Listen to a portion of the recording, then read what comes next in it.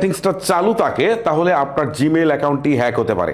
আর Gmail hack হলে কি হবে বুঝতেই তো পারছেন, পুরো ফোনের অ্যাক্সেস হ্যাকার নিয়ে যেতে পারে। সো এটা যদি এনেবল থাকে তাহলে এক্ষুনি ডিসেবল করে দিন। কিভাবে করবেন চলেন প্রসেসটা দেখাই।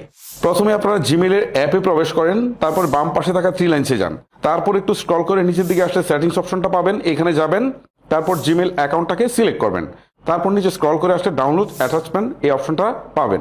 এখন এটার কাজ কি, এটা যদি ইনেবল করা থাকে তাহলে হ্যাকাররা যদি আপনার কোনো হ্যাকিং বা ফিশিং লিঙ্ক পাঠিয়ে দেয় তাহলে সেটা কিন্তু অটো ডাউনলোড হয়ে যাবে। তখন এই লিঙ্কের মধ্যে হ্যাকাররা আপনার ডিভাইসের অ্যাক্সেস কিন্তু নিয়ে যাবে। এই জন্য আপনি এই অপশনটাকে জাস্ট ডিসেবল করে দিন, ব্যাস কাজ শেষ। এখন চাইলে কিন্তু হ্যাকাররা সহজে জিমেইলের মাধ্যমে আপনার ফোনের কন্ট্রোল নিয়ে নিতে পারবে না।